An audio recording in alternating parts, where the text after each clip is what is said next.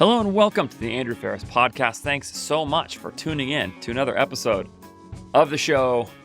And I have one of my favorite people in D2C e-commerce. You, Jess Bachman. You are one of my favorite people in e-commerce on the show today to talk from Fireteam, to talk about creative strategy, creative iteration. What I really want to give you today is a method for generating creative that sells product based on the data that you are getting in your meta ads dashboard. To use that data to iterate creative. It's something people talk about a lot, the idea of using things like watch time and hook rate and that sort of thing. I want to give you a method, and by I want to give you a method, what I really mean is I want to ask Jess to give you a method because he and his team, Fireteam, have generated a clear methodology for iterating on creative to make creative perform better. If you are trying to grow your e-commerce business with meta ads, you know how important that is. You get the idea. Creative, sell product, make money, you win. That's what we're getting at here today on the show. Let's jump in. I want to kick the kudos back to you because this is also one of my favorite podcasts. So I'm happy to be here. You were truly born for this medium, and I can tell. And I also appreciate the diversity of guests that you get on here, which is important too. Oh, thanks, man. You said that I was born for this medium at one point on Twitter, and I was thinking about what that meant. I was thinking, what does it mean that I was born for this medium? And the only thing I could think of is that you may or may not know this about me, Jess, but I used to do some preaching. I occasionally still do in my church setting, and so with some background training there, man. Yeah, I feel like I've just changed my subject matter over from the Bible to theology.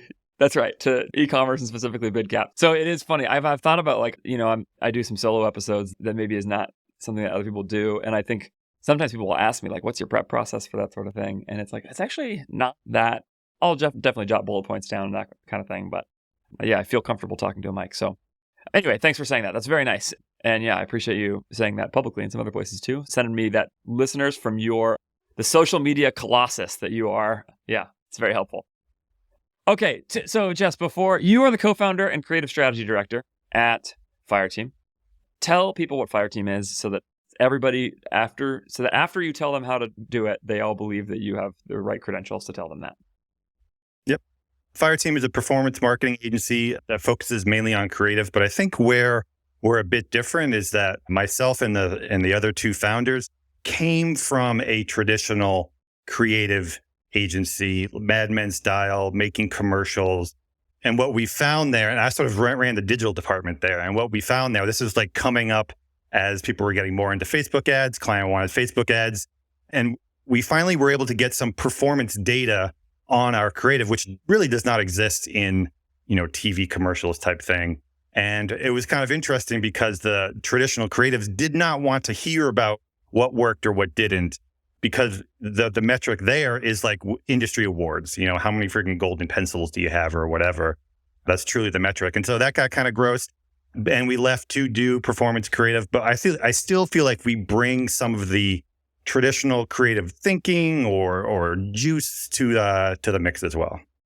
Well, I would say one of the things that separates your content, at least, from everybody else is that it is drastically more creative in the true sense of that word than other people's. And this is part of why I say I like following you on the internet so much, is because you actually have that kind of creative thing. And one of the things I actually know about myself is that I am not a creative. And that when I think of that phrase, there's people who have an instinct to come up with the distinguishing sort of attribute, I think, of creatives is the ability to essentially create out of nothing. They go to new places in their minds and they go to new spaces. And I'm much more of an idea generator. If you were to put me in college, I would have been really happy to write persuasive essays. That would have been my approach. Whereas I think there's a kind of approach to content that's much more creative and interesting. And I don't have that. I just can't do it. I've been around enough people who can do it to know that I can't. And so I love talking about that. But then to marry that with this performance component is actually a really rare double skill set. You're right. I think the true creative types often either really struggle to deal with metrics or to deal with true performance feedback. It's really hard for them. It's like a muscle that's really hard for them to exercise. Or they actively don't want it. Like you said, they want sort of other things and that sort of thing. So yeah, go ahead. It's interesting going from traditional creative to performance because, 2 years ago, creative was like the, stepchild to media buying, and I think that's sort of changed a little bit and people start to understand that creative is important. I'm just kind of sitting here being like it was just as important back then, as it is now. But I'm thankful that people are really starting to turn a corner on the importance of creative because, in the traditional world, like that's the only thing that matters. Yeah, it's funny. Do you think that's a recent thing? Because my sense is that this is actually a good lead into the bulk of the conversation here. Because my sense is that people actually have been saying creative is the differentiator in performance marketing like my entire time in the industry. But what I think they don't have is a way to like really create methodology around that or measure it. So like I have my creative brief outline that I use in terms of the structure of something currently. But I would say that like from when I hear you talk about it, you've got like, I think you're thinking probably more deeply and more detailed about it than I am. That's my sense. But yeah, I think people have been saying it for a while, but there's also like a lack of rigor around the concept. Yeah. And it's hard to come up with ideas that aren't just, UGC. I think there's a little bit of like a talent pipeline issue where the industry doesn't have as much, like the creative people, you can go to school for ads, like there's ad schools, but you go to a traditional agency, you don't come into D2C. So, creative strategist is a term that's gaining in popularity. And I do think we have some time to like build up the skills in here. And that's why I have a really positive outlook for D2C in general, because I feel like we're at like, second gear in terms of the creative possibilities in this industry. And once people get more skills and more comfortable doing it and experiment more, there's a lot of headroom to improve. It's really interesting to hear you say that about creative specifically, because that's exactly how I feel about some of the financial concepts that I tend to talk about a lot. And I know that in part because of my own journey on this, where like I just know how much more skilled I am in that area. Now I've been in the industry for coming up on 9 years, and even the conversations that are publicly being had are so much more developed than they were when I started. And so to hear you reflect on that from a creative perspective is really interesting, because it's sort of parallel to that same thing. There's just sort of like a growing skill level as you get around people and as there's more content out there and as stuff gets produced. Yeah, it's really, really interesting. Okay, let's talk about this. So the big thing I brought you on, so some of this started from a Twitter spat, which is how all good conversations start, between Taylor Holiday. I was in there a little bit. You were in there, a couple others. And Taylor was making, I think, what is a good point, which is that essentially, at a point that I think you agree with, which is that like when you go look at things like click-through rate in your ads or video watch time or, one of any other sort of what we'd call upper funnel metrics, sort of metrics that are not actually purchase behavior metrics, they don't correlate to the return on ad spend very well. And that leads some people to say, therefore, you should not look at those metrics at all. And you should only really worry about your purchase behavior when you're analyzing your meta ads. And Taylor was making that point in a sort of strong, opinionated way, as he's wont to do. I have always agreed with that. But what I heard you say in response to that, after some argumentation around baseball stats, was that actually that you agreed with that point, that those metrics do not correlate to ROAS, in so many words. Done the math, yes. Yeah, right. So have I. I've run the studies a million times and stopped. 5 years ago, I stopped running them. Not even like creative metrics. Like there's not much that correlates with ROAS. No. It's funny, actually, the one that was like the closest to correlating was CPM with a positive correlation. And this is another funny like little Mythbuster thing, but the higher the CPM, it seemed like there was a better ROAS, which is sort of interesting and counterintuitive. But anyway, I don't want to get down that pathway. But the point you made is actually not that those correlate, but that using those to iterate on your creative, to use those as signals of user behavior in relation to purchase behavior, that does correlate, essentially. Now, I don't know that you've studied it in a math pure correlation kind of way, but that you regularly with your team use that information to iterate on creative, create new versions, and then improve performance over time. So, for example, let's just get, I'm sure we'll have more examples here in a little bit, but you talked about, or let's say you noticed that, maybe we'll call it hook rate. I don't know if you use that phrase or not, but the idea that sort of like the percentage of people who view your ad that actually watch a significant portion of it. Maybe you would see a low hook rate and go, okay, we need to create a better headline or first line or whatever it is. And that way people will engage with the content more, and then they'll get to the sort of education body portion of the ad or whatever it is, and et cetera. And so then you would go back to the well and you would say, okay, people are not watching enough of the video. How do we hook them, create a stronger hook in the beginning to get them to watch more of it? And then that will end up creating a better ad. So I was very fascinated by your comment about that because I think that what you're saying is actually different than what Taylor is saying and ends up being a really potentially useful idea to help people come up with an actual methodology for iterating on their creative. So that's a long-winded intro to the point.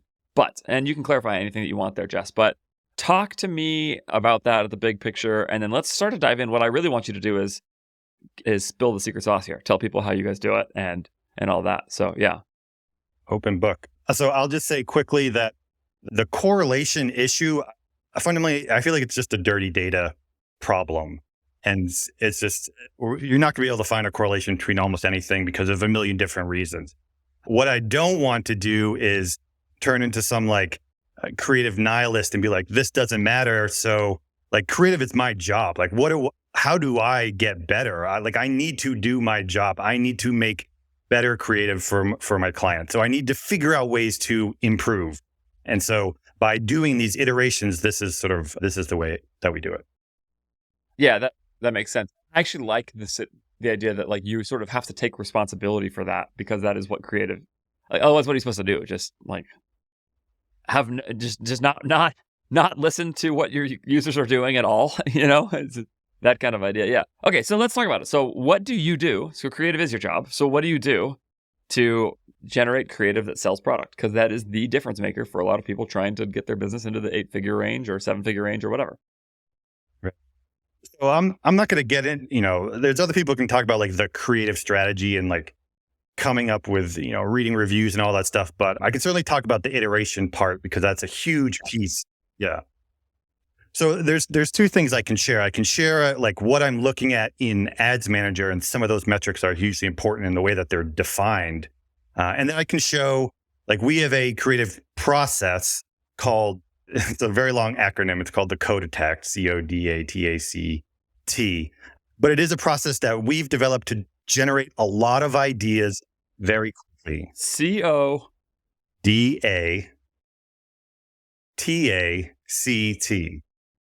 CODATACT. Yeah. Okay, great. But, we have an agency where we have 6 people, we have 10 clients. We got to generate ideas very quickly. We used to have an hour-long meeting, like per client, once or twice, once every 2 weeks or something. And then it just became too many meetings. So I'm a huge process person. So we figured out the most streamlined approach to maximize idea generation. So I can get into that in the back half. Yeah. Okay. So you want to start with the iterations or you want to start with idea generation? Well, I'll just start with the metrics because they kind of need to be defined in particular.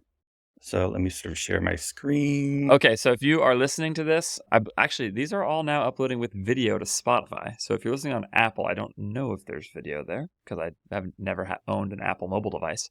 But Jess is sharing a screen, so if you are not and you're not seeing this, it might be very helpful to you to check out the screen share here if you're just listening to this, because we're going to have some screen shares. We're just going to walk you through it.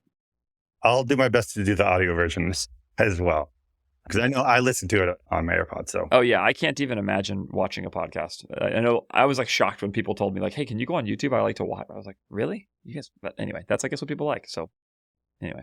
So in terms of creative, there's 4 metrics that we really look at. 3 of them are the most important. One is a little bit of a wild card. And so a lot of them are custom metrics. So the first is the thumb stop, which is 3-second video plays divided by impressions. A lot of people know what this is. It's basically, did you get someone to stop? And so we try to do above 30% is where we try and land on for that.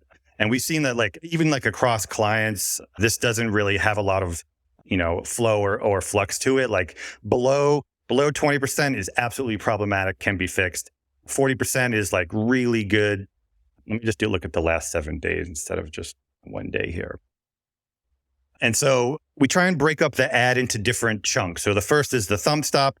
And if something's low, it can absolutely be fixed by throwing a different banner for context, or we are not a fan of doing super weird, gooey thumb stops because I feel you... By super weird and gooey, do you mean clickbait? Yeah, clickbait. Yeah. Yeah, So, so why not? Why not just try to run that thumbs up to 60% or whatever, with like something crazy, whatever. right. Because we call it, the tactic we use is called continuity goo, where you can do something weird. It just has to connect to the rest of the ad. Like if all you're doing is just like smearing some ketchup on something, that's going to stop people. But then then you effectively start the ad after that, after 3 seconds, and you literally have half the people left. So you're like starting the ad with half the people. You haven't really hooked anyone. But, example, like, go ahead. It's worth hitting this point because I asked you that question, but I actually 100% agree with you that like you actually want to avoid clickbait because part of the goal of creative is to be the targeting, right? And so you don't just want to reach the most people, you want to reach the right people. That's like the whole power of meta ads is it's so good at reaching the right people. So you want to reach the right people, and then of the group of the right people, you want as many of them as possible to see and want and buy your product, etc. And that sounds mercenary, but maybe another way to say that would be you want to serve that person as well as possible with your product. So you just have to show them how you're going to deliver on the promise that you're promising. And so when you run super high, clickbaity kind of stuff, it actually can be effective depending on some things, but like it's often the case that by running that approach, you just kind of attract the wrong people. And like you said, like half of them drop off, and it's a fact you might as well effectively chop it in half, and it doesn't really matter. And part of the thing with like the clickbait, if you think of like BuzzFeed as the extreme example of clickbait, or the sort of canonical example of it anyway, if you think about that, that's because BuzzFeed is paid on page views, and on keeping you there, right? So it actually doesn't really matter as much for them, is my guess. They want to keep the right person, but they also want to just keep them clicking and scrolling. Whereas I'm paid on purchases, and so it's just a different game. Right. So a good example of like using clickbait but doing it well, like we have another client, they sell a protein bar, and so the thumb stop was this woman pulling a chicken breast out of her purse. And so that, that stopped people. It was like, 50% or more. But she then continued, it's like, this is not how you eat protein on the go. You use this bar instead. And so that became a very successful ad because it hooked so, come up with like who your target is. Don't start with what's the interesting thing. Start with who the target is and then figure out what is the interesting version of that, Makes so much sense. And then you measure that with that hook rate, 3-second views over impressions. You go create a custom metric in your dashboard. You call it thumb stop and go from there. The next one is hold rate. And in our opinion, a lot of people calculate this wrong. We use through plays divided by 3-second plays. So basically 15-second plays divided by 3-second plays. Some people do impression, through plays divided by impressions or something. But the reason why we do this 3-second play is because we want to isolate that second part of the ad. If we just include impressions, an excellent thumb stop would affect the hold rate. But since we're basically starting this from the 3-second to 15-second, we are isolating that to see if that part is problematic. Yeah. I love this idea. It's funny. I was just setting this up, and I again, per that Twitter conversation, I was just starting to play with some of these column setups of my own, and I wasn't sure how to think about through play versus 3-second play. I was initially not using 3-second play. I thought, that might not tell you enough. The thing I might care about is through play over impressions. But I think what you're doing is pretty smart here to say, let's get that first 3 seconds and then think about that next chunk after that, which is like, are we actually keeping people, like hook, essentially, thumb stop or hook rate or whatever into hold rate, I think is really good. Right. Because we do see ads with good thumb stops and poor hold rates. And I'm not going to go into the correlation thing, but from just our general sense, hold rate is much more correlated to better performance than thumb stop. So I do need to isolate that part. That makes a lot of sense because the hold rate is going to qualify people, is going to select for people who are actually engaging more of the content more deeply, which is, I think, really the key. It's part of why I like long form content quite a bit, is that like, yes, there's a good chance you're going to reach less people, but the people you reach, you're always trying to reach a subset of a subset with your creative, right? It's like, if 1 out of 100 people click, that's pretty good. And then if 4 out of those people who 4 out of 100 clickers buy for most brands, that's very good as well. So like you're reaching this very small subset of people. And so my goal is not to actually reach super massive all the time. It's to talk to the right person in the right way. And that's where like, the concept of hold rate, I think, is helpful to think through how long is somebody engaging with this for. Right. In terms of scaling, we try to think of it like each ad has its own total addressable market of people that resonate with that concept. I completely agree. Yeah. Yeah, and that's totally right. It's the reason why split testing sometimes is a bad idea too, which is that like actually your ads may just reach different people. It's not about one better than the other. It's about like reaching as many people as possible. And yeah, that's right. Each ad has its own total addressable market. I think it's a very helpful way of saying it. And then the third is click-through rate. And this one's actually changed recently. We used to use unique outbound click-through rate, but now we're sort of forced to use unique link click-through rate. And like, look at the difference between these 0.34 to 1%, 1 to 2%. And the reason is because of Facebook Shops. Any like traffic diverted to here is not to Shops is not calculated. It's not outbound if it's going to Shops. And so if you're running traffic to Shops, you need to use link click-through rate. Yeah, I just made this same switch for the same reason. So just as a side note, but are you guys seeing Shops ads perform well? Or just Shops perform well?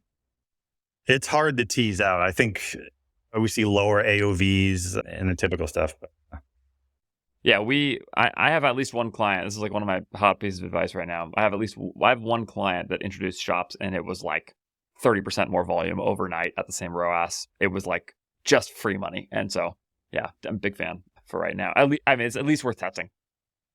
Right. And I'm always a little bit skeptical because I feel like Meta's going to divert like the best traffic to Shops because of their product. And we'll see how that pans out, down the road once it's competitive. And then so click-through rate. So that's, again, validating that somebody's actually willing to go and explore the product more by leaving the ad and going to the product. And this is the metric that's the hardest to benchmark because like if you look at the breakdown, the age breakdown, it's like old people click it 3%, 20-year-olds click it, 0.5%, and then you get like a 1% average. And so it's real hard it's almost impossible to compare between clients, but it is also hard to compare between ads because, if you're using broad, some ads, if you're targeting old people, they're going to, go to the olds and they'll click more. So, when you compare these metrics and you benchmark these metrics, do you think of it as a per client comparison or like each client has their own benchmarks, or do you think of it as some benchmarks across the board? Because yeah, I'll just leave it there. Yeah. So thumb stop, hold rate are across the board for sure. Click-through rate, it's like the media buyer needs to know in their bones what that should be for the client. They have to get a sense of it. Okay. But you do find, that's interesting. You find that thumb stop and hold rate, thumb stop and hold rate actually tend to be fairly consistent across some of those demographics and across clients. Okay. Do you have benchmarks for those two? You said 40% is like very good for thumb stop. I don't think we did that for hold rate. Yeah. So I posted a lot about it. I think it's like 30% is good. Below 20% or below like 15 is like super problematic. 20% is not bad. 30% is good. Rarely do you find something above 40%. And if it's above like 50%, it's almost like hold bait. Yeah, right. Yeah. I mean, maybe you rarely find above 40%, Jess, but I'm just outputting banger after banger. So that's probably what I believe it. Preach. I'm kidding. Yeah. Okay, that's great. So we'll say 40% thumb stop. We'll say 30% hold rate. We feel very good about those. And you can probably win at less than 30% hold rate, but if you want to smash it, 30% is maybe where you want to get. Right. And the ads do need to be longer than 15 seconds for the hold rate to be accurate. Otherwise, it's not accurate.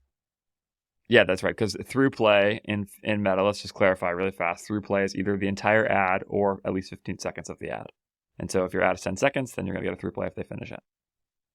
So when we're reviewing creative, we look at those three metrics. We first determine did it perform well? And that's based off, in platform, triple whale, wherever. We get that sense first. And if it did or if it didn't, we figure out where the issues are or maybe why it performed well. But the last metric is actually conversion rate, which we do find varies by ad. Yeah. Oh, for sure. Yeah. Why do you think that is? Because some ads do selling more, or some ads where you can like basically pitch the product in the ad, and some ads basically kick people to the landing page to do that work in particular. Yeah, and I also think there's different strategies, which is like there's like the convert a small percentage of a large number of people, and there's also convert a large percentage of a smaller number of people, and so you might get like worse hold rate, etc., but the people you hold are very interested and they're going to buy.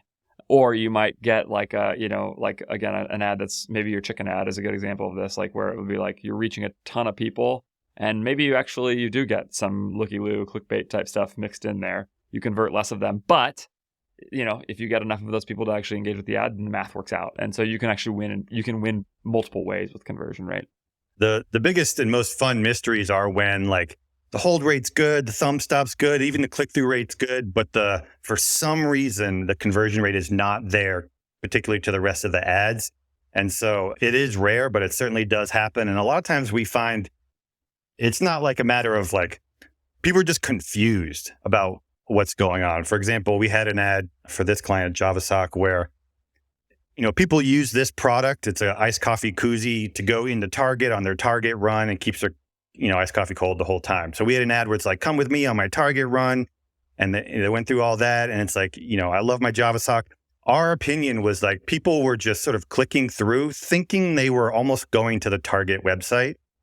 And that wasn't the case at all. And so the conversion rate was poor, the bounce rate was high, and time on site was also very low as well. So that does happen for sure. Yeah. Okay. So that's really interesting. So those are the metrics. That's how you calculate them. Talk about what you do when you see an ad that has, let's just start from the beginning. So let's say you want to talk about thumb stop. First of all, do you see ads that have low thumb stop, but good hold rate, good click-through rate, etc.? Do you see ads where like the breakdown is very clearly in that one space? We don't see winners with thumb stops below 20%. I'll say that. What I'm saying is like, let's say it's not a winner, but the hold rate, I guess maybe it's just not getting delivery at that point. But if the hold rate is high enough, but the hook rate is low enough, but the thumb stop is low enough, do you just go back and say like, hey, keep all the same, everything after 3 seconds, maintain exactly as it is, but we just got to change the hook? Right. So that's what we'll do when we sort of review creative. And I can go into our process for the code attack. All right. So I'm going to stop sharing this screen and I'm going to share another one. But the first part of the code attack is the C and the O is to collect and organize, like brainstorm. Like there's no new ideas out there, and you have to generate new ideas based off other stuff, and you need inspiration and you need stuff to bounce ideas off of. So we have a process where if we see an ad in our feed that we like, we just save it to our phones and we toss it into this Slack channel called Adspiration. Or if I see something, Savannah Sanchez will post something on Twitter, I'll just toss that in there, which allows people to discuss it in that Slack channel or not. We then have our VA who takes what's in that channel and puts it into a Notion database of inspiration. You've heard me talk before about More Staffing, and I'm talking about them again right now because I love More Staffing. More Staffing is a recruiting agency in the Philippines that helps you find incredible Filipino e-commerce talent and bring them to your business. They recruit, train, onboard, coach, do all kinds of things to help you get not just virtual assistants, who, as they say, virtual assistants can be helpful, but virtual professionals who can be transformative to every part of your e-commerce business at a much lower cost than hiring that same talent in the US. You've heard me talk endlessly about the importance of maintaining a low OPEX as a percentage of revenue in e-commerce. This is one of the great ways you can do that, especially if you're a remote team or have any part of your team remote. Go look for incredible e-commerce talent in the Philippines through my friends at More Staffing. They will actually guarantee you any placement they make for a year. So if you hire someone and they don't work out within a year, if they don't last at your company within a year, they will find you a new hire at no additional charge for free. They will locate new talent for you. Just incredible people doing great work that is really crucial in e-commerce. I am using them for my business. You should too. Go to morenow.co if you want to expand your team with incredible talent in the Philippines. morenow.co. Go check them out. And let me sort of share my screen here again. So we have a database of just stuff that I pulled from Foreplay, stuff that I pulled from Twitter, wherever. And we have this sort of ready to go for this particular meeting. This meeting we have every 2 weeks, and it's a 2-hour meeting where we generate maybe 90% of the ideas for all the clients. And okay, that's interesting. So you're working in that meeting from that collection of ads to ideas for clients. Can you talk more about that meeting? Yeah. So the meeting actually starts with we have a template in Notion. The meeting actually starts with a review of the previous ads that we've put in market in the last 2 weeks that have enough data that can be reviewed. So usually like $300-$400 worth of spend. Yeah. And then so we actually have we have like performance data in Notion. Our VA will then take the data that we have on like click-through rate and put that in Notion on all of these ad projects that are currently in market that we need to review. Okay. So we'll review whether it's like a winner or a loser based off, Rachel, our media buyer, will sort of make that call. And then we'll look at the thumbstop and be like, how can we improve it or not? What we found is that for ads that are close, like let's say the target ROAS, or let's say the target CPA was like $30. For ads that are close, like maybe they're like $35, $40, $45, we can fix problems with that ad and get them over the line for the CPA target. Sometimes, if an ad's like, $150 and the target's 30, like a 20% improvement on the thumbs up's not going to do it, so we'll kind of like cut bait on that. That's interesting. So you're really looking at sort of like mid-tier performers, and you're using this process not to resurrect the dead here, but to, fix some wounds to keep the analogy there, right? And figure out if you can kind of make it go forward. Right. Yeah. And so this creates a lot of iterations on existing ads. And, sometimes we'll iterate up to like, there'll be 4 iterations later, but we have found that the winners, like the true winners that you can spend $100,000 on, are not the ones that were the first try. It was like the third try or something. Yeah. Super interesting. I'm replaying in my mind some of the winning ads that I've had, and I'm thinking that I think you're right about that. That like, I wouldn't say I didn't use this against surgical of a process. I mean, you're being really detailed here with this Notion thing. You've got somebody inputting data, all those things. You got a clear process-driven meeting. You said you're great at process. I'm terrible at process. Terrible. So I have a hard time functioning that way. But I think I'm doing the same thing. I'm thinking about an ad that somebody created for a client of mine, and then I looked at it and went, oh, this is doing pretty well. What if we did this? And took the same concept and thought, like, here's why I think it's working. And you're guessing, right? I mean, there's some, when you do the thing where you look at like let's take thumbstop. Well, thumbstop's probably too easy. I think maybe the hold rate is a really interesting one of these, where you're kind of, when you look at an ad that has a certain hold rate, you then have to hypothesize why it is or isn't working. And that's going to be a matter of experience and subjectivity and some of those things. But you might be right, is the thing. Like when you do that analysis, there's sometimes you can be right. And so I've definitely done that and gotten to it, iteration 3 and 4, like you're saying, to where it takes an ad that was like spending some, performing pretty well, gone to like absolute spending hundreds of thousands of dollars on this ad, business changing performance. That leads into one of the biggest reasons to do iterations is not just for the performance piece of things, but like, how do we as a creatives get better at what we do? And this is like watching game film, in sports. Like we analyze like what we did.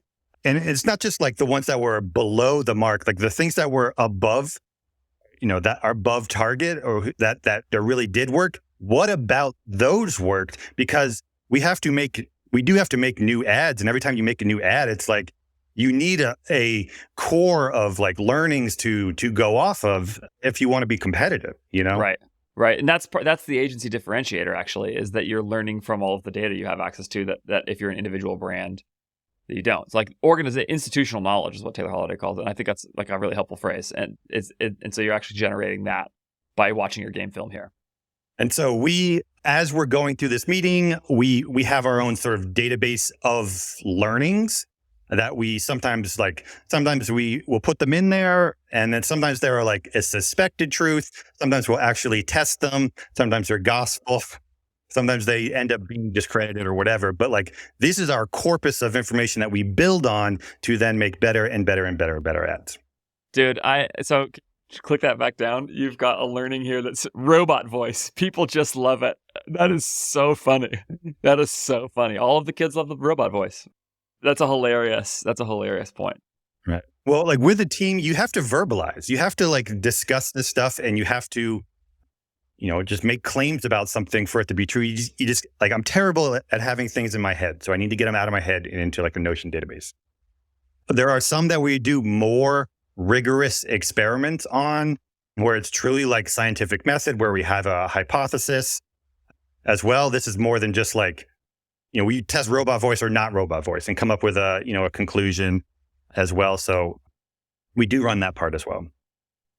So you showed one there. Let's just talk about it really fast. You showed the top one that you just shared there was no context copy versus max context. The idea, does adding more info about the product increase CTR? And the hypothesis is yes, it will. Have you tested that one yet?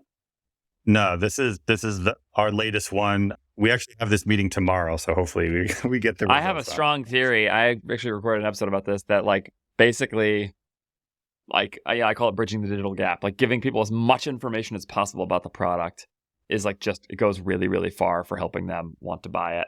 And there's just people think there's like a creativity problem, but not everybody actually needs to be Jess Bachman. Like what you can do creatively is actually different than a lot of other people, and you can actually do this just by explaining more clearly. You can be persuasive essay Andrew and not true creative Jess. I was totally in the same camp. We have a copywriting tactic where we call mega ads, where it's basically like a landing page below the see more. If people want to see more, it's got everything in there. But what we found is with some of our clients, like there were some ads that just had like no context to them and that were crushing. So I'm like, what is going on here? Let's turn this into an actual experiment and test it out. Yeah, I like it. Yeah. It probably varies from client to client. Yeah. Interesting. Okay. Really cool. So, okay. Anything else about this meeting and about this Notion dashboard? Did I cut you off somewhere? A big part of the meeting is creating projects very quickly.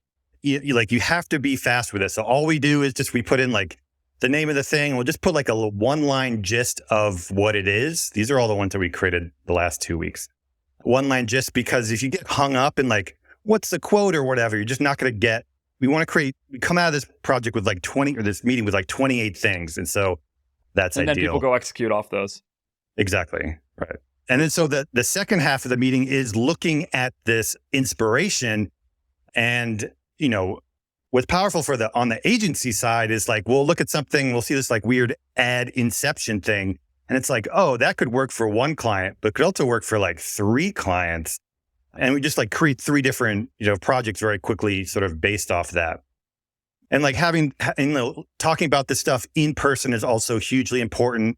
I do not think the best work is done by a creative strategist, like in a vacuum, by themselves. So we often, when we're brainstorming, we're also like, we need to get the bad ideas out first, and then the good ideas come. But if you're just doing it by yourself, you almost don't even know what's a good idea and what's a bad idea. So we review all of its inspiration and then create new projects from that as well. It's really cool. Okay. I love that. So you're really pulling from a lot of sources here. When I asked you to come on this show, I wanted you to talk about the sort of iterative method that you're talking about. But what I actually hear, I really wanted you to talk about whatever you actually do that you've seen be effective. But what you're actually talking about here is something actually quite a bit more thorough than that. It's like you are working in iterative ways off of these ads, right? So and then at the same time, you're trying to figure out a creative way to generate truly net new ideas, including these like sort of sub-concepts, like robot voice is a good example of this. Like the notion is like, we're just going to try and do this thing that grabs attention because people like it, and it's not really a true creative idea. It's in terms of it being this concept or whatever. It's just like a thing to pepper in to make an ad more interesting and to sort of break down these disparate parts. And then at the same time, you've got net new ideas completely. Like, how do we come up with something that we're just not thinking about at all? And applying quite a bit of rigor across that whole process. You nailed it. Preach. Yeah. Okay. Interesting. So tell me sometimes it worked. Let's talk about an iteration one. You don't have to name the client or whatever, but like, can you reference anywhere where you saw like, we addressed this particular part of the ad based on these metrics and it changed the performance significantly? Yeah, there's a bunch of ads, and our really go-to when the thumb stop is not there is just to add like a banner or a bubble that just gives a little bit of extra context, like, or does a little bit more targeting juice sort of applied to it. Like we have a tactic. Essentially some on-screen text, essentially, somewhere, right? That is just going to call it out a little bit better. Yeah, we have a tactic we call Hey Lawyers, where like if you're using broad and you want to reach lawyers, like you start the ad with Hey Lawyers, like the only people who are going to watch that are lawyers. And so that's so juicy targeting for Facebook to then find other people that look like the people that are responding to that. So yeah, so a lot of times that's so funny. That's so direct. It's not. Yeah, like I always make this distinction in my mind between sort of like clarity and creative, and I don't actually mean it's like a hard line, but it's like it is a clever way to just say like, no, just be really direct. Tell people who you're trying to talk to. Yep. And I've been a creative director and a designer for a while, so I understand the plight of my people who cringe when something is so like obvious. But at the same time, like, Barry's got to make ugly ads. There's absolutely a make obvious ads. Like, have those in the account. Once you have the obvious ads in the account, then you can start to experiment with stuff that's like less obvious, more clever, more innovative or whatever. But you need to have like the Hey Lawyer stuff in there first. That's so funny. That's exactly how I thought. You and I have not talked about this, but this is exactly how I think of this issue, which is like, essentially what you want to do is create a base rate. You want to create like an ad that you're pretty sure is not the best ad you'll ever make, but that also probably will get some spend at your target. And the key to doing that is clarity. It's just like be as clear and direct as possible. Because some subset of people, as long as your product has any audience, some subset of people is going to be interested in buying it. So just tell them exactly what your product is, talk to the exact person you want to talk to, make it really clear, and just assume that some people are going to buy that at your base rate. And like you said, it's not going to be the greatest ad you ever make. It's not going to be the super winner. It's not going to be creative, really. But yeah, just go Hey Lawyers on it. I think that's a really clever way to. I think it's a really clever way to frame it too. Is the idea of Hey Lawyers, and even adding literally that exact thing. Like just yeah. Yeah. What it's also going to do is grab people who are lower in the stage of awareness, people who are just ready to buy, familiar with the space or whatever. And that's like the lowest hanging fruit, which you need to do. But the hardest part is like convincing someone who didn't even know they had this problem in particular, which you can do in an ad.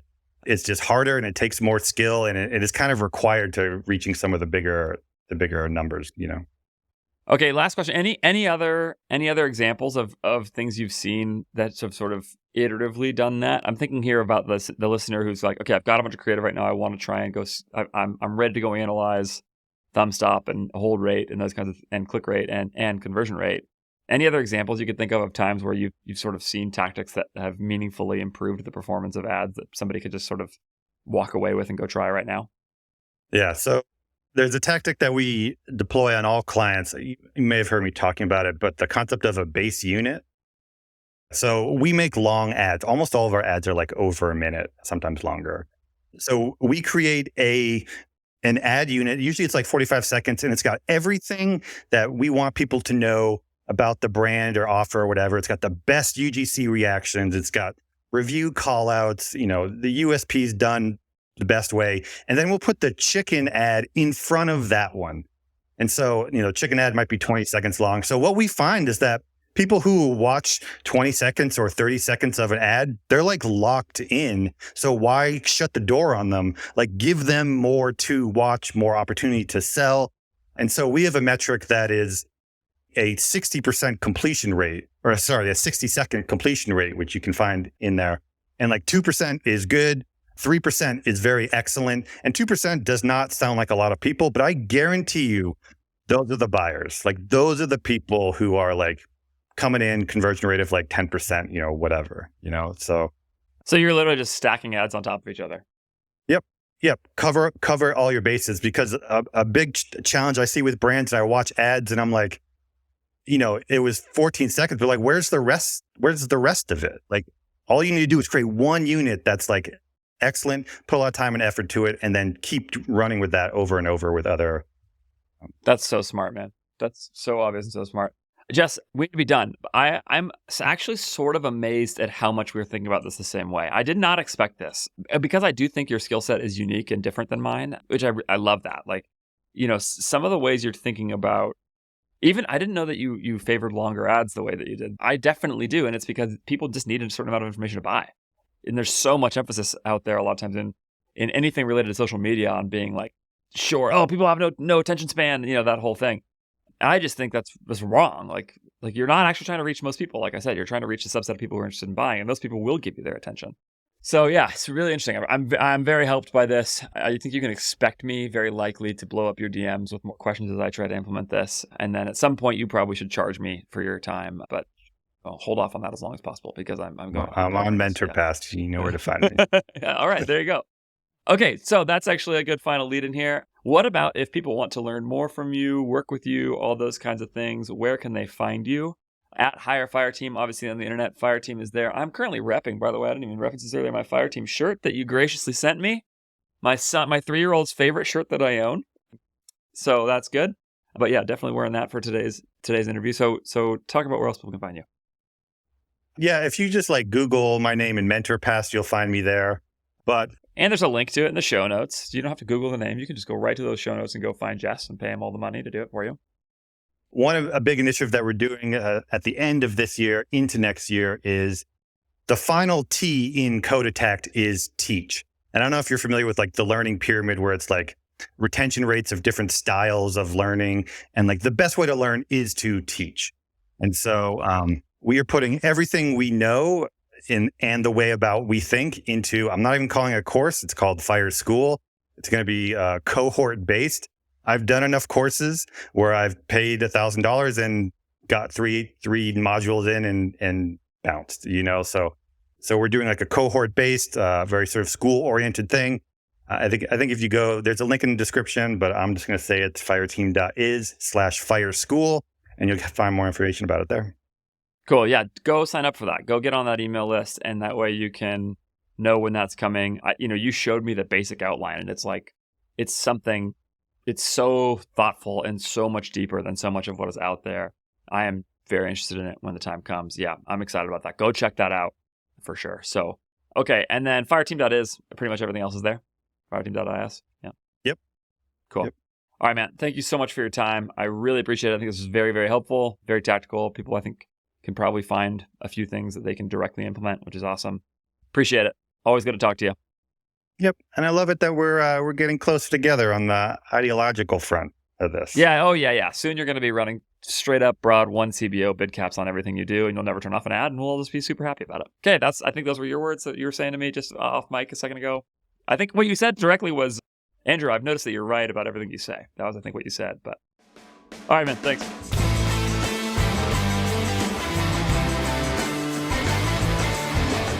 All right, I hope you can see why I like Jess so much after that conversation. Just one of the best thinkers out there that I know of, bringing real methodology to his creative process, to performance creative. You just heard the interview. You don't need me to recap it. Just awesome dude, awesome thinker who I'm really excited to have had that conversation with. I learned a ton from it. I hope you did too. You can follow up with Jess in all the places that you usually can. They are all in the show notes. Make sure you follow him on Twitter. Honest to goodness, one of my very favorite follows, at Hire Fireteam. Go check that out. He's just a legend on Twitter. He's so funny and so clever and so creative and informative, all those things too. Go hire him on MentorPass. Go hire Fireteam if you need great creative in your business for your performance marketing. Like, just really, really great people. So there is that. In the next couple weeks, I have a couple of interviews coming up that I am freaking pumped about. Patrick Cadieux is coming back, the proprietor of Supply Razor Company. You haven't heard from Patrick a lot recently, including on Twitter.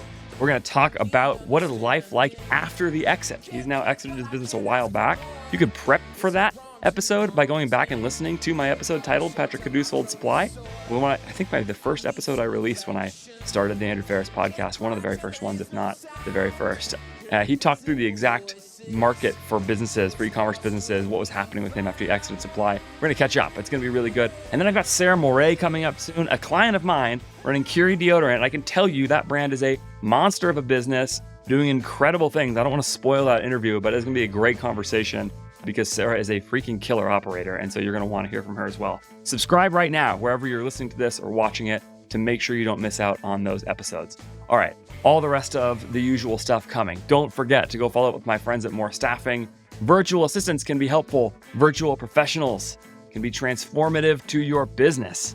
So go hire virtual professionals in the Philippines with my friends at More Staffing at morenow.co. You can also follow me in all the usual places at Andrew J. Ferris on Twitter, Email me at podcast@ajfgrowth.com. Like I said, subscribe wherever you are, rate, review, share this with a friend who needs to hear about it. I appreciate all that stuff so much. It really does mean a lot to me when you do that. So thank you very much for listening, for watching as always, and I will see you next time.